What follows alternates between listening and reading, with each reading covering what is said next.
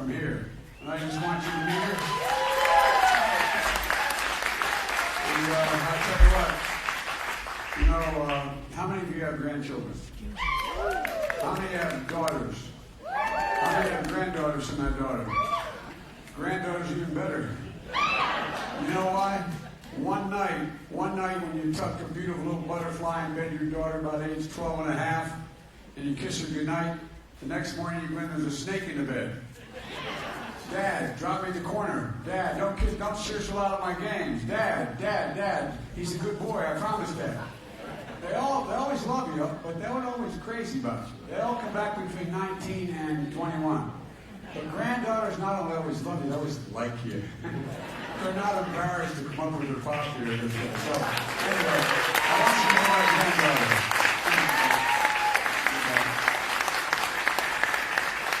Hello, Salem. It's great to be back in New Hampshire. Been in and out a whole bunch of times, and I want to thank Jim Demers, an old friend. We go back a long way. Jim, thank you very much for coming on, and I want to thank Beth for her service in this community and all she's done and her women's helping.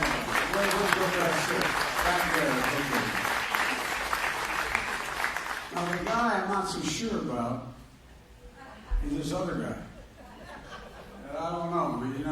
I'm outside listening to him, and I tell you one thing: I'm really afraid of screwing up in front of him. You know what I mean? But he and I have something in common. We both married way above our station. Way above our station. Billy, thanks for joining, man. I know it means a great deal to me. Because I know you wouldn't do it unless you put your whole heart and your whole soul into it, and I want to thank you for it. Because I know how serious this decision is for you. And by the way, Jeannie is out there not only... we got to re-elect Jeannie. You got to promise me that. We got to re-elect Jeannie. And, I think we're all in agreement that we have to re-elect Jeannie. But we also have to, as Billy said, we gotta win back the United States Senate. It's not. That's what she's out there doing. It's there's just 17 days left, and I know you're probably saying, "Thank God, only 17 days left." But all kidding aside, you have an enormous responsibility. And you take it seriously, not because I'm running, I mean that sincerely, but because who the president is. What you do is who you send out of New Hampshire is going to make a big difference about who's likely to be the Democratic nominee as president. So it's more than, I don't think there's a single election, no matter how young or old you are, if it's your first vote or you voted many times, that has been this consequential. This guy is a different breed of cat. This is a different fellow. I've been a senator a while, and Jimmy served in the House, and look, we've been around a while. I think it's fair to say that there's no more consequential election. 4 years of Donald Trump, with my grandfather Finney would say, the grace of God and the goodwill of neighbors can go down in history as an aberration in political history in America. But 8 years of Donald Trump, I honestly God believe will change the character of the nation. These kids will grow up in a very different country. And we'll get it back eventually, but it's going to have real consequences. So there's a lot at stake. And, I think this year, literally character, the character of the country, the character of the candidates is on the ballot. The character of the country. I don't recall an election like this since I've been engaged in politics, but Donald Trump has diminished America on the world stage, and he's diminished us not only in the eyes of the world, but diminished us who we are as a country and how we're viewed. And I think it's really dangerous. We used to talk about America being that shining city on the hill. Well, our allies who once looked at us for leadership are now, quite frankly, deciding they have to go it alone. Not a joke. Deciding they have to go it alone. Secondly, our adversaries who once feared if they crossed us, they'd have a problem. They are now see a president who they can bamboozle or just simply ignore. Ordinary people Well, all the nations around the world look at America differently. They watch this president sending, quote, love letters to Kim Jong-un. No, I mean, think about this in terms of the consequences of all of this. We used to stand for universal rights, human rights. We were the beacon that everybody looked to. We were the hope. We have led the world not just by the example of our power, but by the power of our example. We have been the beacon, for real. Think of why the rest of the world repaired to us. It's been the example we have set.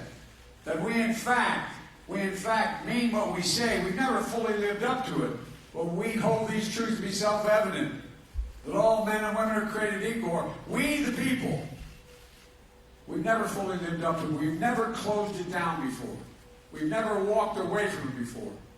One of the reasons I decided to run was because I watched those folks coming out of the fields, literally coming out of the fields with lighted torches in Virginia in 2017, chanting anti-Semitic bile, the same chants that were used in just prior to World War II in the 30s in Germany, carrying swastikas.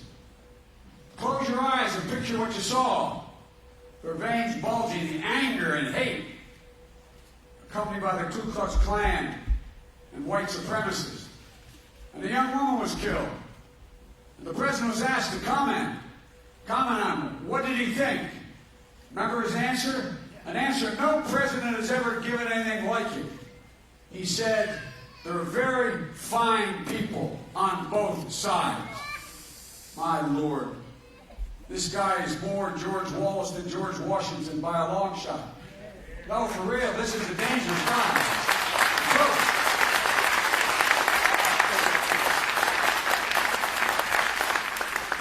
Ordinary people who once saw America as that beacon, now look at it. There's a international poll done as to what nations you most respect.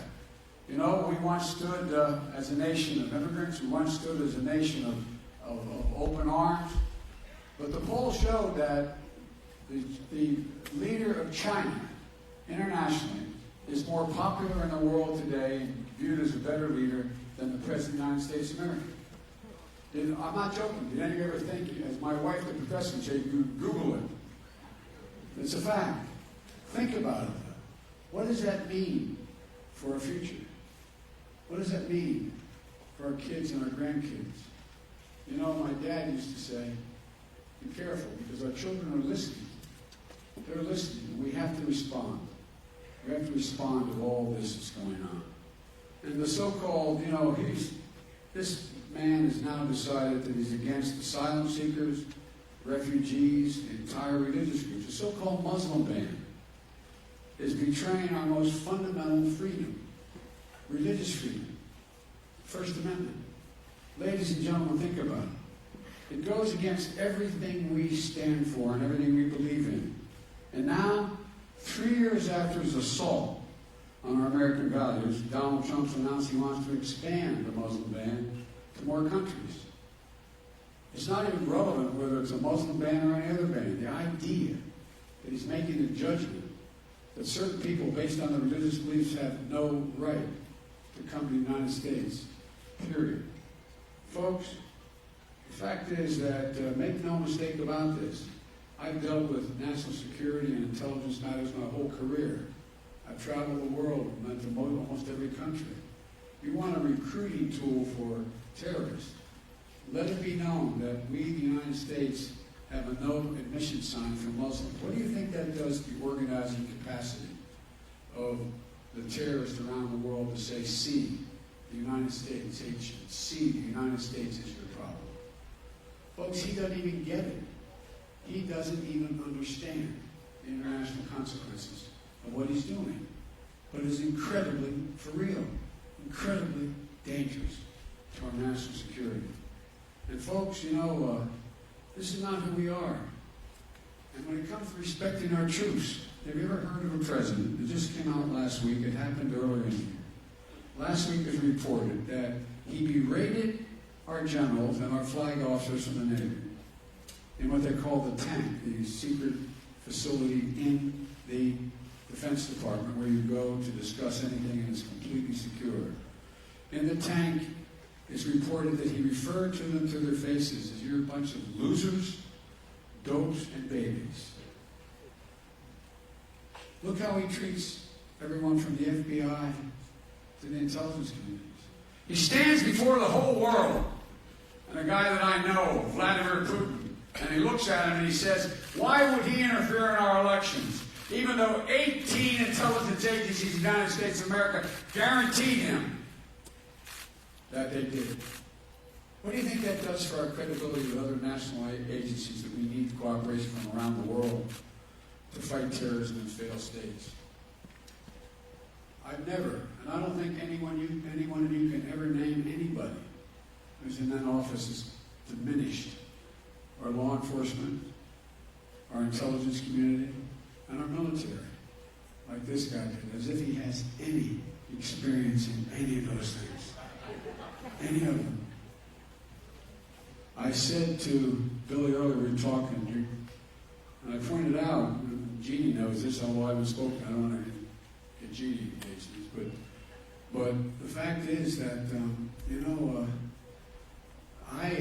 we left office, there were a lot of really good people in the military, not partisan. I don't think anyone had a capital D behind their name as a Democrat. But I urged and spoke to a bunch of them, military, in uniform, out of uniform, at the State Department, the best people in the country, who wanted to leave. And I urged them, "Please stay."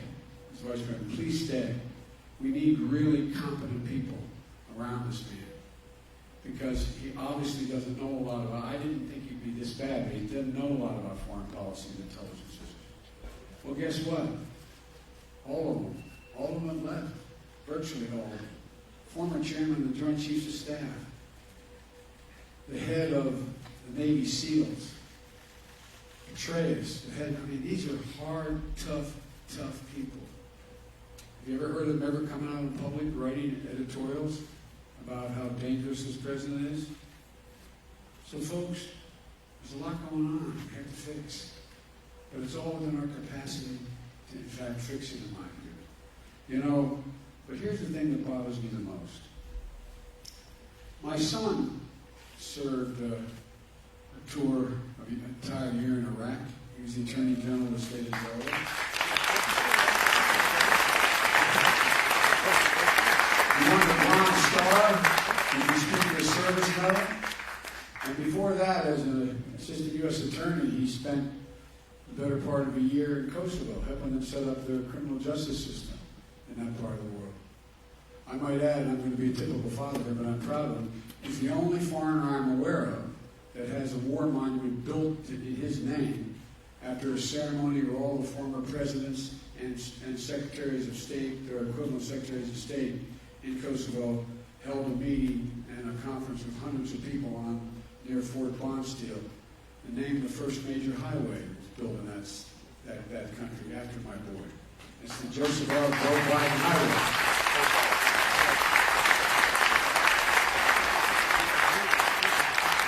I carry with me every day my schedule, as many of you do, but I have a box in that schedule that is written in that black box. What does it say?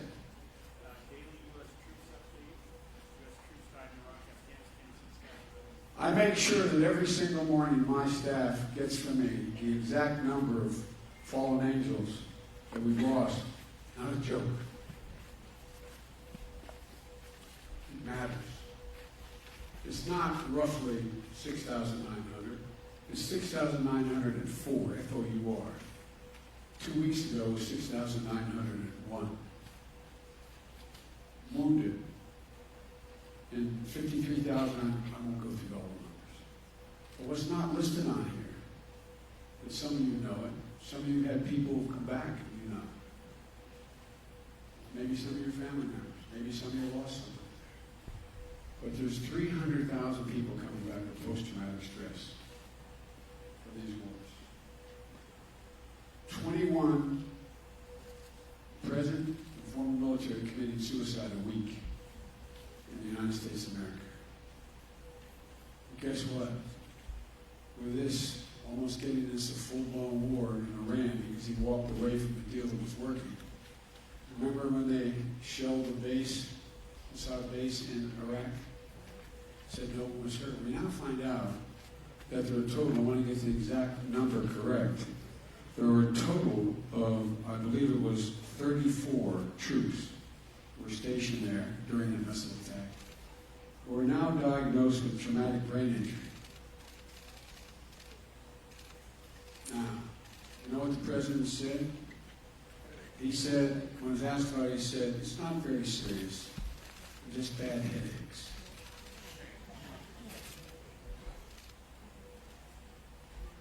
Folks, this can't be sustained. Let's be clear about something. Hundreds of thousands of troops have suffered traumatic brain injuries. At this day, we still are dealing with the issue. They're real and they're deadly serious. And our troops deserve a commander-in-chief who understands them and their needs. I've been criticized in the past over the last 30 years for saying this, but I make no bones about it. We only have one truly sacred obligation. We have a lot of obligations to our children, to the elderly, to the sick. One sacred obligation. To protect those we send to war, care for them when they come home, and care for their families. And it requires the one thing, they don't ask for anything. Just a little respect. Just to keep a little bit of decency. I really mean it. Think about it. A lot of you serve. A lot of you women and men serve. And folks, look, where we are right now is, as I said, last year the Gallup poll showed that we are rated lower than China. Our moral authority is sapped, our credibility is shot, our standing in the world is diminished. And in just 3 years this all happened. And folks, the next president is going to inherit a country that's divided and a world in disarray. And I'll respectfully suggest there's going to be no time for on-the-job training. It's going to have to be immediate and know what he or she is going to do. The new president, on day one, is ready to be commander-in-chief, ready to command the world stage, lead our armed forces, repair our relationship with our allies, and once more make the United States the leader of the free world. We need a president who knows the country wasn't built by Wall Street and bankers and CEOs. It was built by the middle class. Ordinary people like my mom and dad with high school educations. Ordinary people given half a chance, being able to do extraordinary things. That's who built America. And ladies and gentlemen, President Trump thinks this economy is doing great. It's doing great for the folks at the very top. They're not all bad folks, but they're the ones doing it at the top. But tell me about how great it's doing for the rest of America. Fact of the matter is, you got for a recent study, 44% of the American people are living on an equivalent of what amounts to about $13 an hour. They're in trouble. Middle class is shrinking. We're no longer the wealthiest middle class in the world. A majority of the middle class people think their children will never reach the goals they have reached in terms of economic security. What in the Lord's name is going on here? Folks, the fact of the matter is that I don't think he understands it, and if he understands it, I don't think he cares a whole lot. I don't think he cares a whole lot. Look, folks.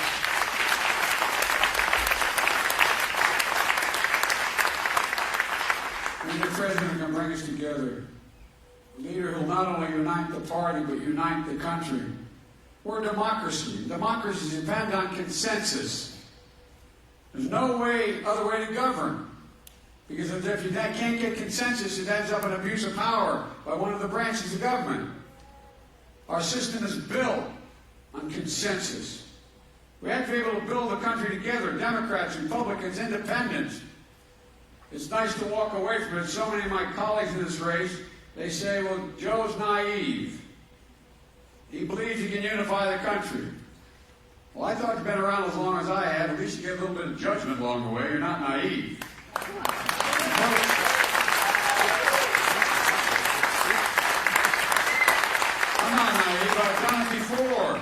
That's what I've done my whole political career, my whole life. And that's what I'll do as president. They say I don't understand this new Republican Party. They acknowledge I got an awful lot of things done. I was able to bring the parties together over the years, from all the things that were mentioned in the arms control agreements, a whole range of other things. But that was yesterday. It was 3 years ago. But at any rate, here's the deal. They say that I don't understand this new Republican Party. Well, I think I understand the most better than they do. I've been the object of their affection for some time now. And my guess is you go back and turn your TV on today, you're going to find the name Biden mentioned many, many, many times. I wonder why he doesn't want to run against me. What do you think?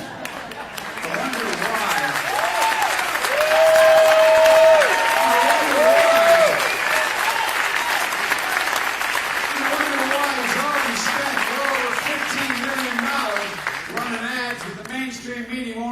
Because they know their lives.